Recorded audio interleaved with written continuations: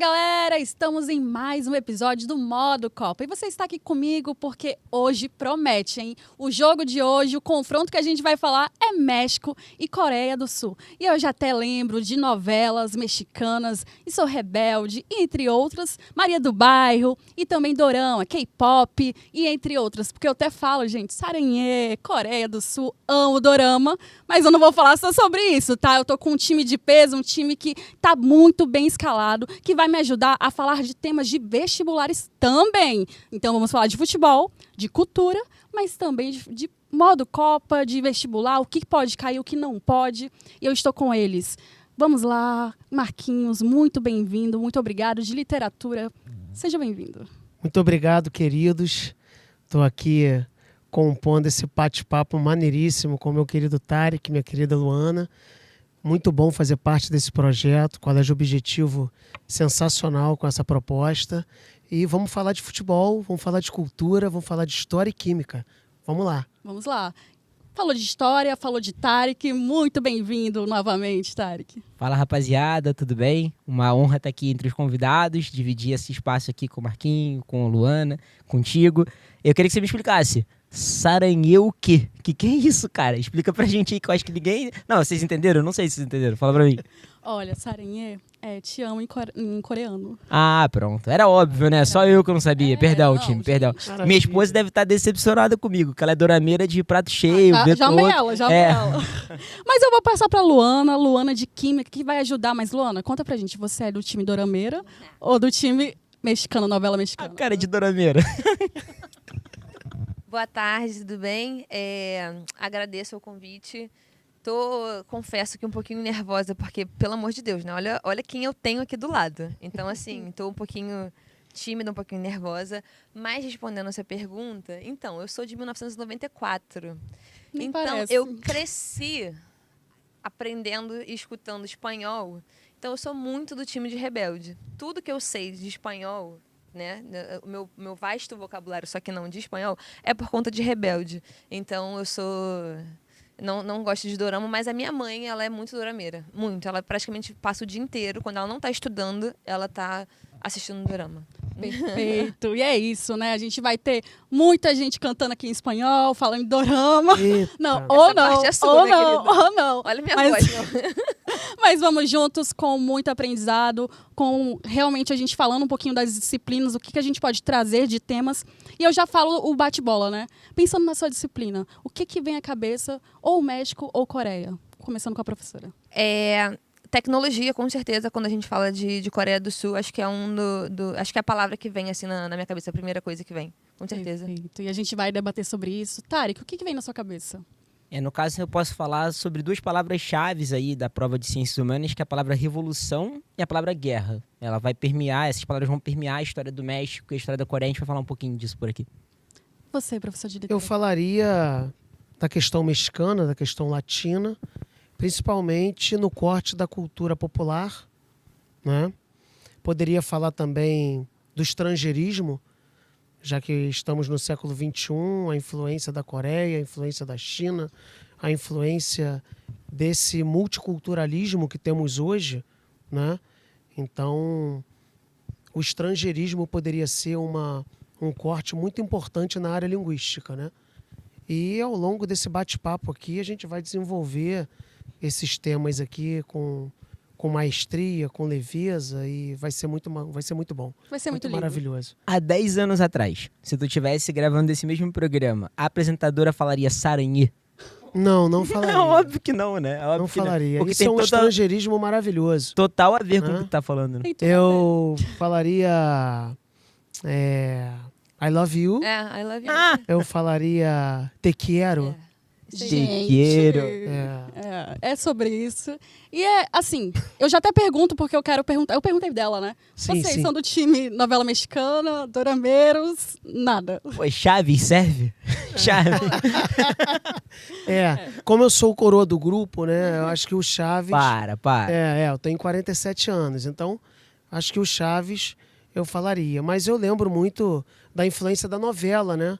A Maria do Bairro, né? Ah, assisti. O Rebelde já é É 2004. por ali, né? 2004, né?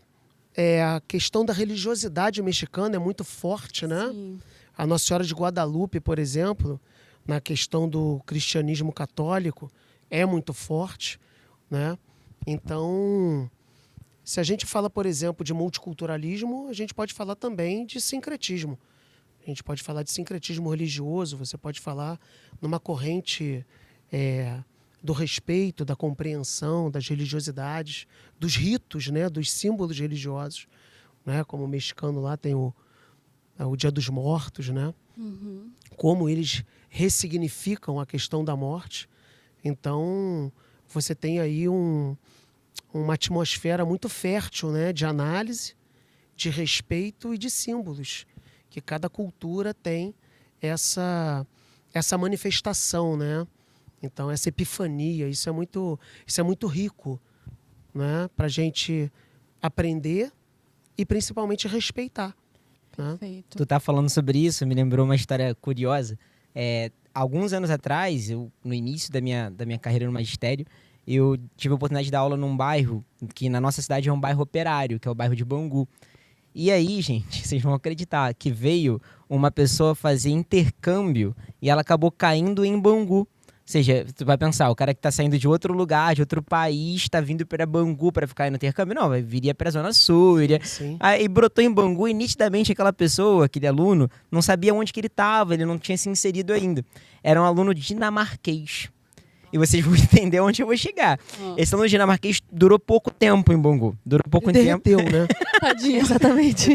E aí a agência que fez o intercâmbio, que colocou ele para ficar com uma família de Bangu, trocou ele por um outro intercambista que era do México. E aí ele já conseguiu se sentir um pouco mais familiarizado, Sim. né, com o bairro, com a história daquela região. E ele trouxe para mim um livro sobre a história mexicana. Lá eles chamam de História Universal, e aí fala sobre a história de tudo, e a história do México mesmo. E era o livro de História do México. Isso que o Marquinho fala sobre esse multiculturalismo, sobre o sincretismo, na história mexicana tem um conceito que explica isso, que é o conceito de mestiçarre, que significa mestiçagem, se a gente fosse traduzir na livre tradução. E é um pouco diferente da nossa compreensão de mestiçagem, porque na visão deles tem a ver com você valorar a ancestralidade dos povos originários. Haja vista que na região em que o México se forma, a gente vai ter um impacto muito grande da civilização asteca, da civilização maia e de outros povos autóctones que lá habitaram e que foram dominados por essas civilizações. E ao mesmo tempo reconhecer a força da colonização espanhola. Então você vai juntar esses elementos, mas numa perspectiva de tentar transformar o que é do espanhol em algo que pertenceria ao indígena, numa estratégia movimentada pelo Estado mexicano. Isso é fantástico. E isso acontece justamente após a Revolução, que foi a palavra que eu puxei, né? Falar sobre Revolução Mexicana.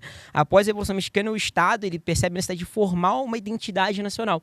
E aí, para formar essa identidade nacional, ele começa a eleger determinados símbolos.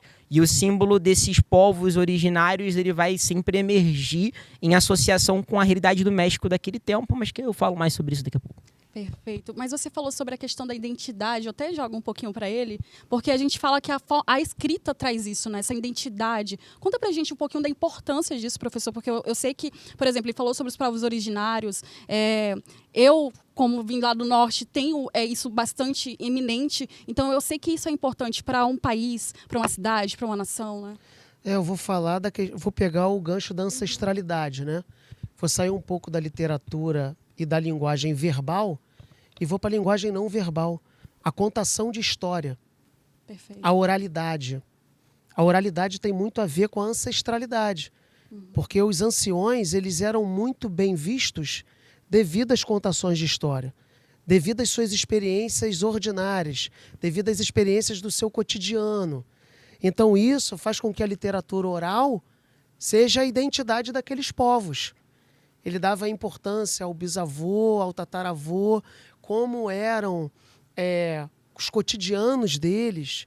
E isso, a linguagem oral, ela é muito importante. A contação de história é muito importante. A gente que está na escola e prioriza sempre o livro, que o livro ele é o símbolo da erudição. É um documento curricular. É um documento curricular. Perfeito. É um documento ordinário. É um documento que você tem ali as suas normativas. A linguagem oral, a linguagem popular, a linguagem da ancestralidade é uma linguagem muito bacana porque trabalha o cotidiano. E aí o que é ordinário se transforma em extraordinário. O que é singelo se transforma em algo extremamente valoroso. É um conceito maravilhoso que tem a literatura, né, a teoria literária. A gente estuda sobre o lírico, o dramático e o épico narrativo.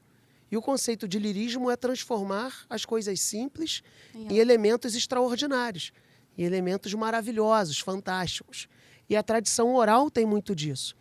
Esses povos originários tinham na tradição oral a importância do cotidiano, da caça, da pesca, dos líderes, dos seus ritos. Isso é uma construção de identidade a partir da linguagem oral. E eu cresci ouvindo isso. Isso é lindo. É lindo. Aqui. Arrepiou. Tá arrepiado, é porque eu arrepio na bochecha, É lindo, né? porque eu cresci Então- ouvindo sobre a questão... Ai, gente. Ah, Não, muito não, bom, sério. eu arrepio na bochecha. Não tá acreditando bochecha eu nunca nisso. vi. Ótimo, Não tá ótimo. Eu arrepio na acreditando bochecha. Tá bom, tá bom. É uma coisa particular dele. É, a tá? gente tem que respeitar. É, né? A gente vive na sociedade atual. é. tem que Sem correr. julgamento. Cara, Sem é peculiar, é peculiar. Tá tudo bem, tá? Não, não, Tranquilo. Gente, não, é normal, mas tá tudo bem. Tranquilo, tranquilo. Acho que eu fiquei ruborizado agora. Perfeito. Tudo bem. Mas é isso, né? Isso é lindo de ouvir, de saber, de... Sabe, eu cresci ouvindo, eu cresci aprendendo sobre a cultura, um pouquinho dos povos originários e crescer sabendo que isso vem da ancestralidade, de contação de histórias, é perfeito. Eu tive uma professora na UERJ, ela era da área de filosofia da educação. E ela era uma pessoa que tinha um curso sobre contação de história.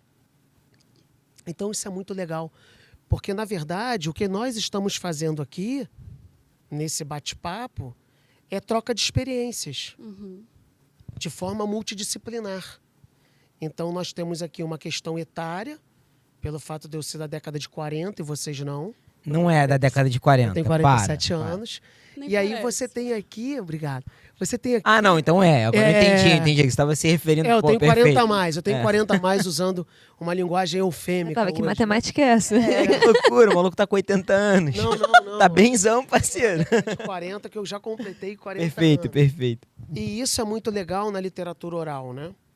Nós viemos de universidades diferentes, nós viemos de disciplinas diferentes, embora a minha do Tarek tenha aí, né, um engajamento, né? E a gente traz a nossa cultura, as nossas tradições familiares, Vivências. as nossas vivências, as nossas atividades múltiplas. Ora, eu como pai, como filho, como diretor, como professor, como cidadão. E essa troca aqui nos faz estar mais leve, né? Eu acredito que a Luana agora esteja mais leve, mais tranquila, porque o game Tá se começou. sentindo leve? E aí, Ela tá bem, Olha ela a tá bem. temperatura. Normal. isso aqui é quase uma... Isso aqui é uma Não, mas metalinguagem, né? É a gente fazer aqui da linguagem oral, de um bate-papo, uma construção de conteúdo. E isso é muito enriquecedor, né? Tanto o mundo erudito quanto o mundo cotidiano, né? Popular, precisa perceber o valor desse momento aqui, né? E isso faz com que a gente ultrapasse barreiras, né? Perfeito. Quebre um pouco as normativas. Isso, para mim, tem um valor maravilhoso, né? Está muito dentro de linguagens, códigos e suas tecnologias, né? A linguagem formal, a linguagem informal. A tradição escrita e o cânone, né? O que está sacralizado, o que é clássico. E a literatura popular. A rua, o cotidiano. Então, tem aí uma vastidão de pensamentos. Perfeito. Eu vou até falar sobre essa questão de enriquecedor de conteúdo, né? Porque vocês se ligam com conteúdos e tudo mais, mas a gente traz a química também para esse olhar na Coreia. Cara, eu assisto os doramas, vou ser bem sincera. Eu assisto doramas e eu fico vendo a tecnologia lá. É de extrema, é enriquecedora. E eu fico, como aluna, assim, eu perguntando, o que eu posso falar da tecnologia, química, o que eu posso trazer nesse olhar que cai no vestibular? Então, a gente, pensando na questão você está falando que você assiste a série e tudo, e você vê muita questão da tecnologia, eu acho que a gente pensar em tecnologia e pensar em Coreia tá ali muito juntinho, né? Porque, assim, a gente pensa em marcas. A gente pode falar de marca aqui? Tem essa questão de patrocínio? Pode falar de... Não é muito ideal, não? A gente tem... Pode falar? Liberaram. Muito obrigada. Vou contar pra vocês aqui um bastidor, tá? Tem uma rapaziada atrás da gente que fica filtrando pra ver se a gente tá falando coisas apropriadas ou inapropriadas. Tem Então, cartão. assim, liberaram O Tarek poderoso até tá chefão controlado, porque eu não dei cartão pra ele ainda aqui. hoje. Por enquanto, mas me aguarda. Deixa rolar. Então, a gente tem algumas marcas que a gente usa no nosso dia a dia que às vezes a gente nem imagina que venha de lá. Samsung e a Hyundai, por exemplo, são da Coreia, né? Então, quando a gente pensa nessa questão da tecnológica e tudo, e puxando um pouquinho para a química, e acaba que a química, ela... Vocês estavam falando que vocês andam mais facilmente juntos, né, na questão de disciplina. Eu ainda, para não interromper, mas eu ia fazer uma brincadeira. É impressionante como a química, ela sempre é excluída. Ela sempre é Tadinha a ruim, da Luana. entendeu? Então, assim, quando a gente fala É de química... ruim. Não, mas é sério. Eu tô... Reprova alunos. Desculpa. Olha, eu vou ser porta-voz da minha rapaziada. Química, reprova aluno. Química e física, pronto. É impressionante que na época da escola eu era péssima em história, mas é a química que reprova os alunos, mas tudo bem. Você é especial. Mas é o seguinte, a química tem esse lado, né? Porque acaba que a gente sempre associa, talvez por uma forma de preconceito, a química como uma coisa ruim. Uhum. Só que falando da Coreia, eu vou ter que puxar um pouquinho para esse lado ruim. Por quê? Como é um país altamente tecnológico, a gente, na questão de vestibular, principalmente na questão do Enem, a gente tem muito as palavras, né, de química verde, que o Enem gosta dessa questão do ambiental, né, de química verde e tudo. E quando a gente fala de tecnologia, infelizmente, a gente tem um lado um pouco não verde, vou dizer assim, que é a questão de poluição. Né, porque a Coreia, ela tem muita indústria, né, tem altas concentrações de indústrias ali, e infelizmente tem essa emissão de gases que são poluentes. Então a gente tem lá dióxido de carbono, CO2, a gente tem o dióxido de enxofre, a gente tem o óxido de nitrogênio. E esses caras que eu acabei de citar, quando eles interagem com vapores de água, porque eles se transformam em ácidos. E esses ácidos, eles são responsáveis pela chuva ácida. Então, puxando um pouquinho, né, nessa questão da química para a gente na Coreia, a gente tem essa questão da chuva ácida. E também a energia do país ela é alimentada pelo petróleo e alimentada pela energia nuclear, que também é 100% química, né? Então, quando a gente fala de petróleo, quando a gente fala dessa questão ambiental, o petróleo, ele é uma fonte de energia ali que emite muitos gases também. Então, tem esse lado. A gente consegue trabalhar ali esse assunto, né, na questão do Enem e tudo, por conta da poluição, infelizmente. E é curioso que, do ponto de vista histórico, quando a gente imagina a trajetória da Coreia no século XX, a gente tem dificuldade de conseguir perceber o porquê que hoje, de uma forma por fora, né, de uma maneira, uma análise mais rasa, porquê que hoje é um polo de tecnologia, porque a história da Coreia no século XX é uma história muito sofrida, muito difícil. Já vista que no início do século XX o Japão coloniza a Coreia e coloniza uma colonização bastante dura, no sentido de tentar hegemonizar a cultura coreana, impor o idioma japonês, impedir que a Coreia tivesse seus valores éticos e culturais e religiosos e tivesse que assumir os valores éticos, culturais e religiosos japoneses, explorar economicamente, dominar de maneira violenta as mulheres coreanas, que muitas vezes eram usadas como prostitutas para os soldados japoneses se satisfazerem. Então havia toda uma questão de dominação violenta por parte do Japão até o final da Segunda Guerra Mundial. Então até 1945 a Coreia é uma colônia japonesa. E depois a Coreia ela vai ser ocupada pelas tropas dos Estados Unidos e da União Soviética no contexto de pós-Segunda Guerra Mundial e de articulação das relações que viriam a se tornar o que a gente chama de Guerra Fria. Em 1948 se formam dois países que se autoproclamam os detentores dos direitos de toda a região da Coreia, que é a Coreia do Norte e a Coreia do Sul. Então havia ali uma divergência, porque houve a separação artificial proposta pelos Estados Unidos e pela União Soviética, e o próprio povo coreano, dentro desses dois países, não reconhecia essa divisão. Então a Coreia do Norte dizia que a península toda era dela, e a Coreia do Sul dizia que a península toda era dela. Em 1950 começa começa uma guerra, uma invasão da Coreia do Norte e a Coreia do Sul. E aí a ONU e os Estados Unidos enviam tropas para dar apoio para a Coreia do Sul. Dali em diante você vai ter a China enviando tropas para dar apoio à Coreia do Norte. 3 anos de guerra civil. Nesses 3 anos a gente vai ter a assinatura de um armistício. Então até hoje não tem um tratado de paz entre as duas Coreias. Elas estão em guerra. Existe um armistício que é um cessar-fogo. E esse armistício é o armistício de Panmunjom. Nesse armistício se define o paralelo 38 graus para poder dividir a Coreia do Norte e a Coreia do Sul e uma zona desmilitarizada de 4 quilômetros de largura. Então você pensa, cara, tá tudo contando a história de um país que hoje seria um país de uma economia dependente, uma economia satélite. Mas durante esse período, por causa muito do contexto da Guerra Fria, houve forte investimento dos Estados Unidos na Coreia do Sul e no Japão, como 2 pilares asiáticos de desenvolvimento tecnológico para conseguir fazer frente à China socialista e à União Soviética, que tem a maior parte do seu território na região asiática. Então os Estados Unidos entendiam que era necessário fazer investimentos em regimes políticos capitalistas para poder evidenciar, dentre outras maneiras, a superioridade de um modelo sobre o outro, a superioridade do modelo capitalista sobre o modelo socialista. Isso explica essa aceleração tecnológica, que faz com que a Coreia hoje seja um dos países de maior produção de tecnologia do mundo. E fazendo aí a ponte do jogo da Copa, é curioso que o que a Luana dizia sobre ser uma economia que se baseia ali na queima de combustíveis fósseis ou mesmo na necessidade de energia nuclear. O México é um dos grandes exportadores de petróleo para a Coreia. A Coreia ela consome mais de 50% do seu petróleo do Oriente Médio, mas uma parcela significativa também vem do México, que é um dos maiores produtores de petróleo do mundo. Então é interessante que, além do campo, além do jogo, são países que têm relações internacionais no comércio atual. E a gente até comentou no bastidor sobre isso, né, Luna? O que eu achei...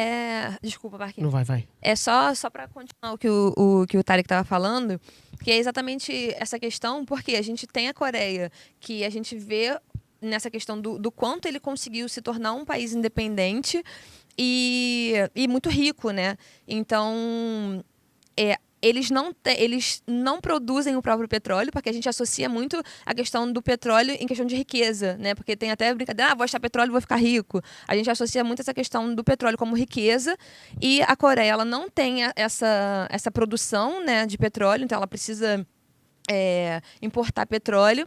Mas o México, que não é considerado um país rico, ele está ali em desenvolvimento, ele produz petróleo. Então é curiosa essa questão de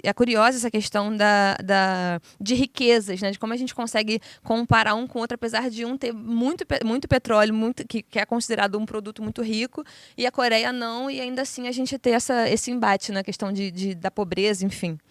É bem interessante. O que eu achei muito interessante ali nos bastidores, eu aprendi ali com o Tarek, foi o seguinte: embora Coreia do Norte e Coreia do Sul tenha tido todas as influências do processo de aculturação, né, dos dominadores para os dominados, a linguagem, o idioma, ele permaneceu o mesmo. Então, os coreanos do Sul e os coreanos do Norte, além de não falarem japonês, tanto do Sul quanto do Norte, que são bipolarizados, continuam falando o mesmo idioma. O que isso significa? Que é o que nós estávamos conversando sobre a linguística, né? Sim. Um dos primeiros atos, quando os colonizadores chegam, é impor os símbolos. Que símbolos são esses? A religião, a língua.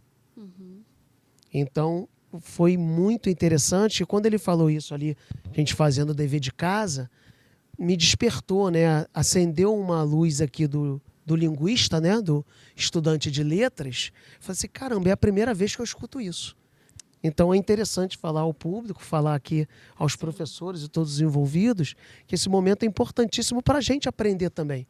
Eu aprendi uma questão linguística aqui interessantíssima, porque quando ela é colônia, até 1945, olha o jugo desse colonialismo até 45.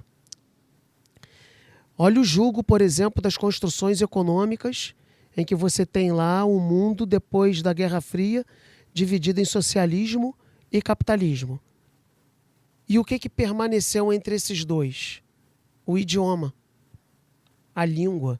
É interessantíssimo. E até a bandeira, porque você vai ter duas bandeiras diferentes, da Coreia do Sul e da Coreia do Norte, mas vai haver uma bandeira da Coreia Unida. E essa bandeira ainda Olha que existe. maneiro. Então existem símbolos que são mantidos ali para poder preservar.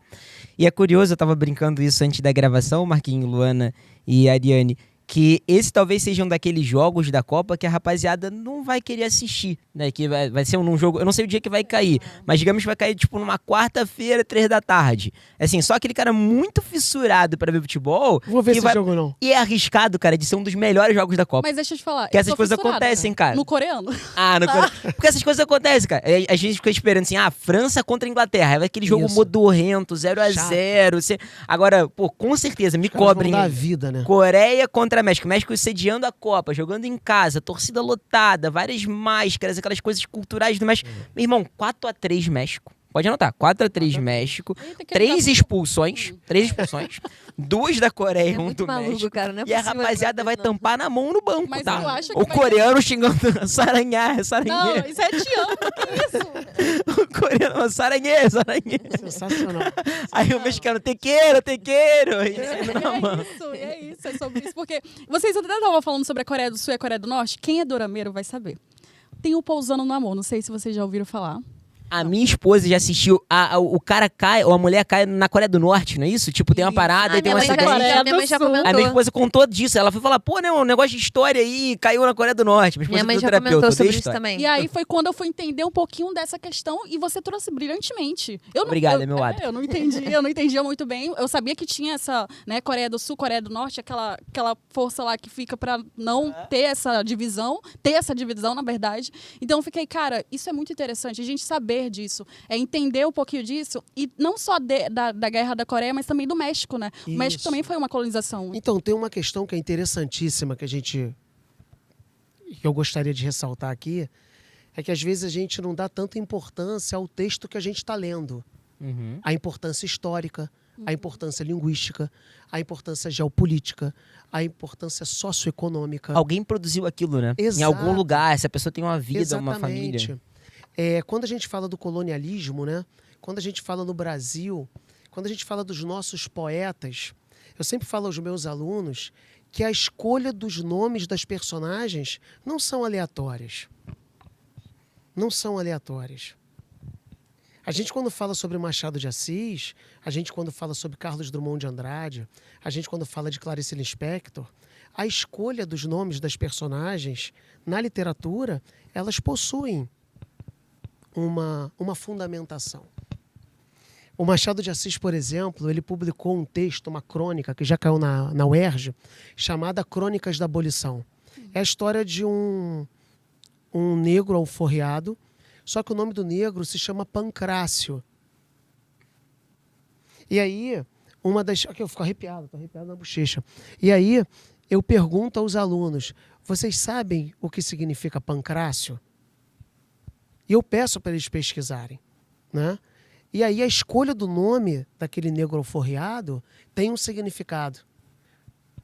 Pancrácio é quando os guerreiros, quando eles perdiam as espadas, quando eles perdiam as armaduras e os escudos, eles iam para o pancrácio, eles iam para a luta livre. Então ali, entre o senhor de engenho, que é o alforria, e o escravo, continua uma luta de classes. Por isso o nome do negro se chama Pancrácio. Que maneiro isso, hein, cara? É fantástico. Caramba. Então, quando você pega lá, Deus que é otimismo, e o nome aí é Carlos Drummond de Andrade, é uma crônica, e o nome da personagem é Procópio, o significado do nome Procópio é aquele que acredita, a pessoa que é otimista.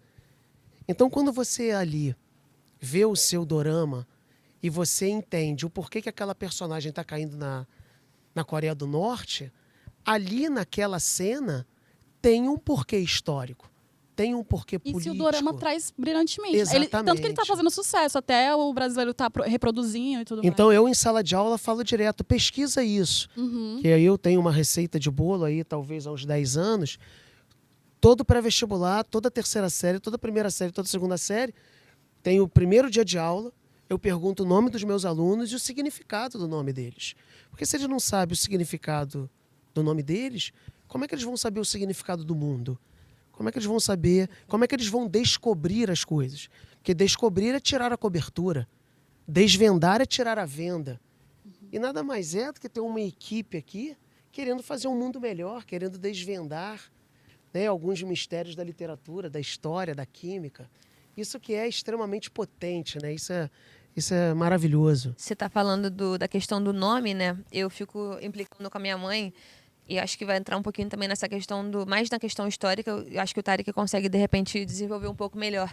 Mas eu fico brincando com a minha mãe que toda vez quando eu vou à casa dela e ela tá assistindo dorama, porque ela praticamente, quando ela não tá estudando, ela tá assistindo dorama.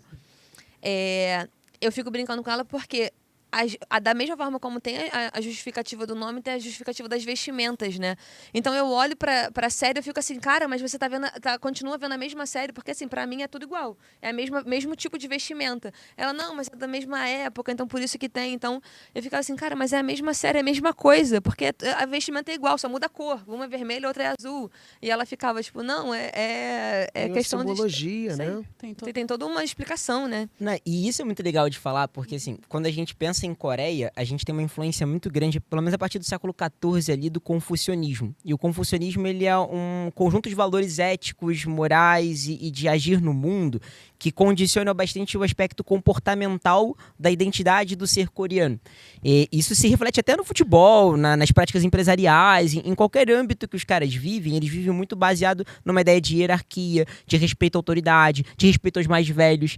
Aí esses dias a minha esposa estava assistindo um dorama e ela falou assim, nota que quando o mais novo vai tomar uma bebida alcoólica na mesa que tem o mais velho, ele não toma de frente pro mais velho. Ele se reclina, como se ele estivesse escondendo o que está bebendo. Na pegada de, tipo, respeitar que existe alguém mais antigo do que ele naquela mesa e que, portanto, ele não estaria na mesma condição de beber junto, de igual para igual. Então, assim, existem esses códigos que têm a ver com a construção e a formação de um povo. E pensando ainda sobre essas questões identitárias, né, em algum momento a gente conversou sobre a história da Revolução Mexicana, e o México, ele é uma civilização, uma sociedade que se consolida e que se estabelece à luz das relações de colonização, como a gente também foi, como o Brasil, e é uma sociedade americana. Então, às vezes os alunos mostram uma certa dificuldade em entender o que o México representa. Só que, cara, é só a gente olhar para a nossa história. A gente vai ver muito da nossa história na história mexicana. Haja vista que, assim que eles se tornam independentes, eles rompem com os colonizadores, a Espanha, mas constroem um governo das elites, dos donos de terras, dos grandes proprietários. E aí, ao longo do tempo, isso vai se acentuando com a construção de governos ditatoriais, como no caso do Porfiriato, que foi um regime de mais de 30 anos de um governante que se amparava nas elites latifundiárias e no exército para poder governar o povo, que era um povo majoritariamente composto por camponeses e pessoas indígenas. Então, assim, você nota a violência, você nota a dor desse povo, e essa violência, essa dor, ela vai repercutir numa revolução, que é a Revolução de 1910, que, primeiro, é uma revolução de caráter liberal na lógica de depor um regime autoritário, mas que depois ela se desdobra numa revolução de camponeses. E, na verdade, várias revoluções dentro de uma revolução só. No norte, você vai ter o Emiliano Zapata conduzindo camponeses e pessoas de ancestralidade indígena para lutar por reforma agrária. No sul, você vai ter Pancho Villa, que vai ter uma perspectiva mais militarizada, mas também bastante popular. E no meio disso tudo, você vai ter golpes dentro de golpes.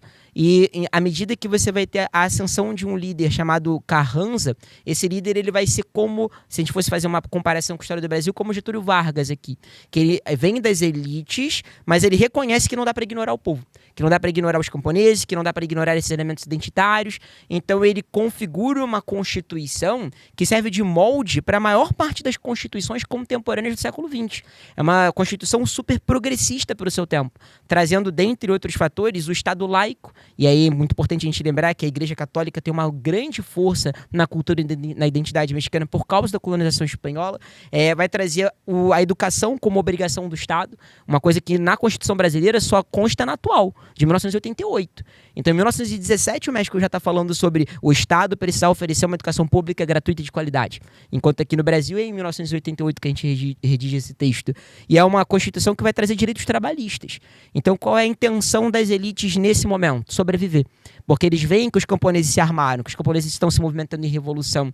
Isso tudo cria uma história de uma identidade mexicana que é baseada nessa luta por direitos e, ao mesmo tempo, na tentativa de depor hegemonias.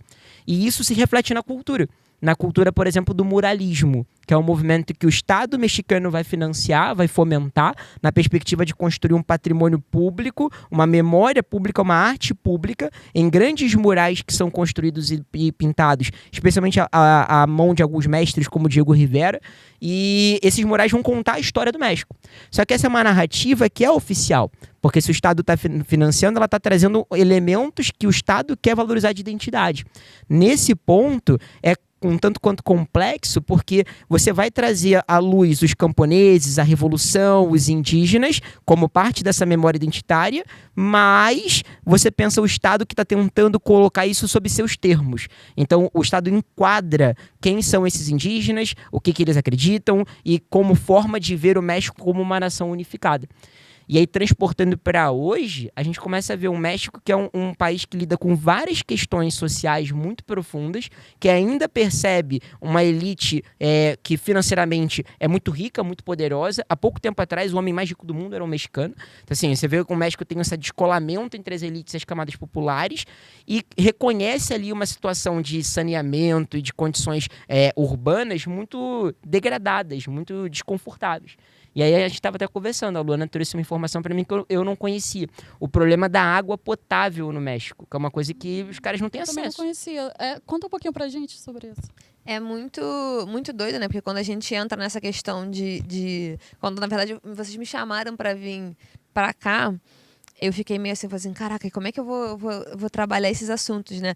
Eu até brinquei, eu falei assim, não, eu preciso sentar e estudar para poder dar uma pesquisada e entender um pouquinho como funciona isso tudo. Então, assim, tem toda essa questão de infraestrutura, né, que o Tarek explicou, e você tem que até reforçar a questão da construção do México, né, da onde que foi, da cidade, tudo, da estrutura dele ali, e aonde que isso impacta.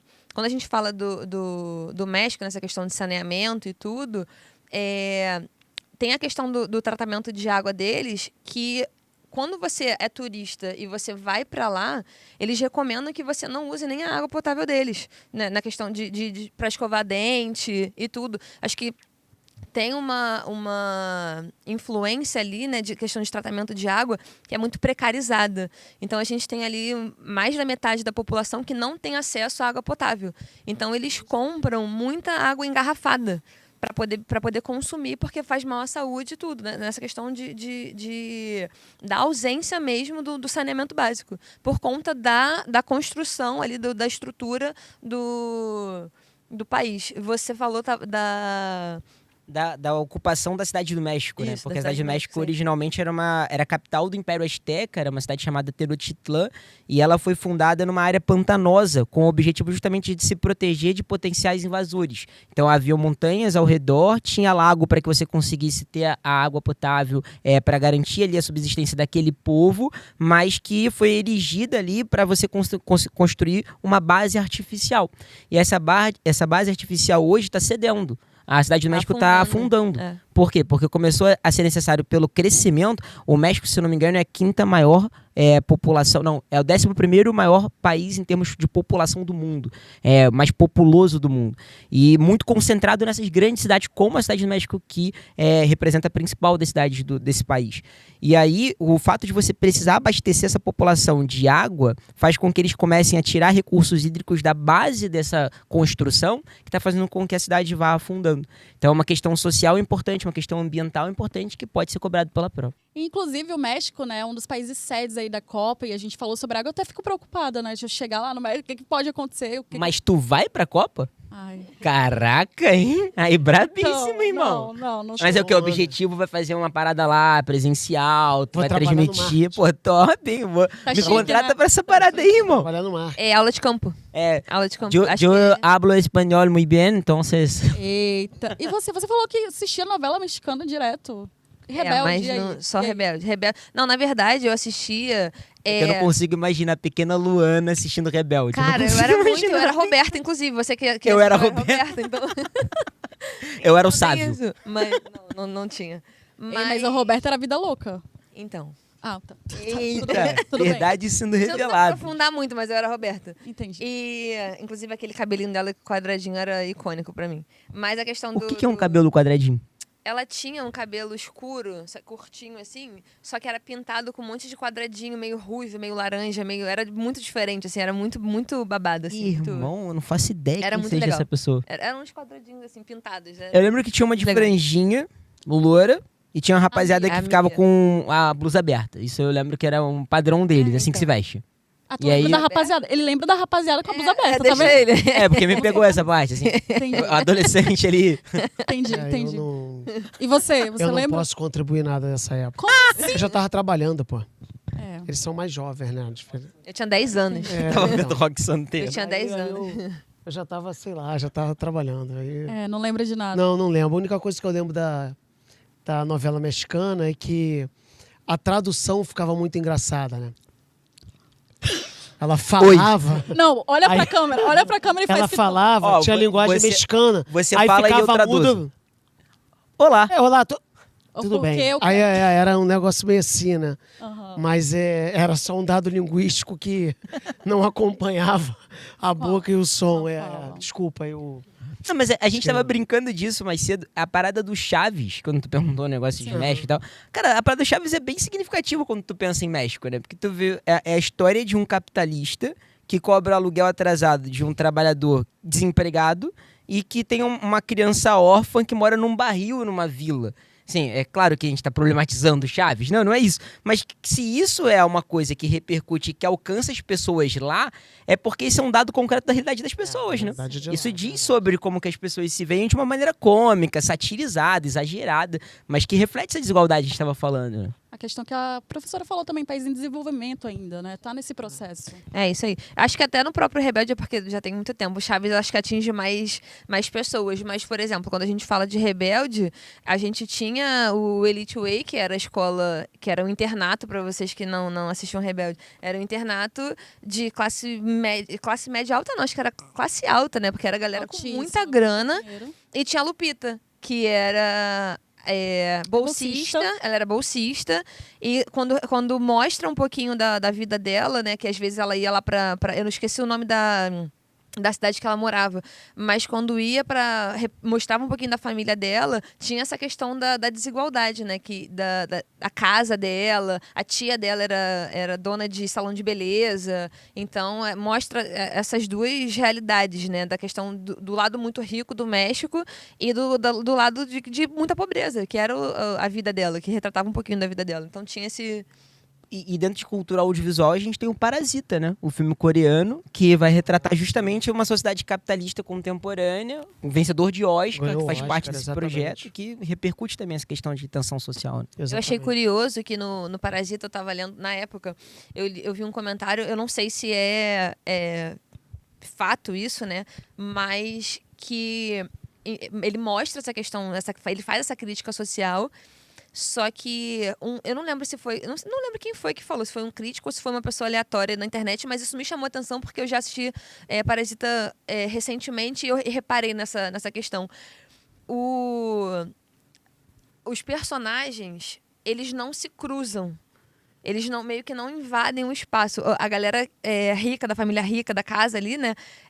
Os personagens, os empregados, eles não cruzam a linha dos patrões. Então, eles não passam nem na frente justamente para reforçar essa distância, né? Isso aí, Isso, eu não sei se isso foi interessante, eu não- pensado, não mas reparei. se não foi proposital esqueci o nome do Bom João, John Park Jin-song.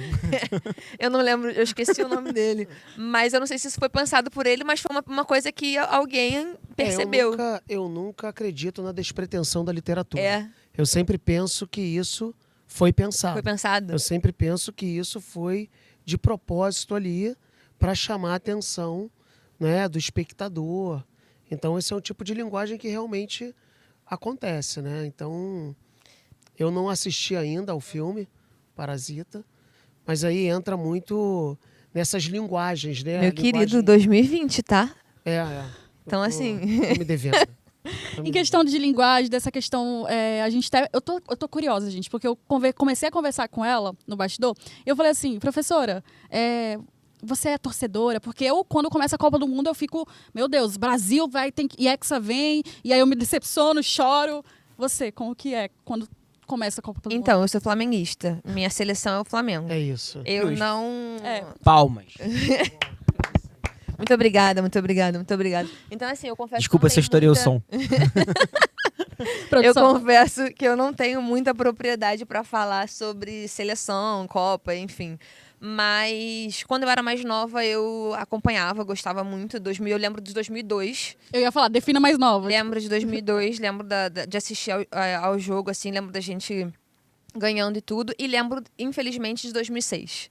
Em 2006 eu lembro de eu sentada na sala da minha casa, na época que eu morava na Taquara ainda, em casa, Chorando muito.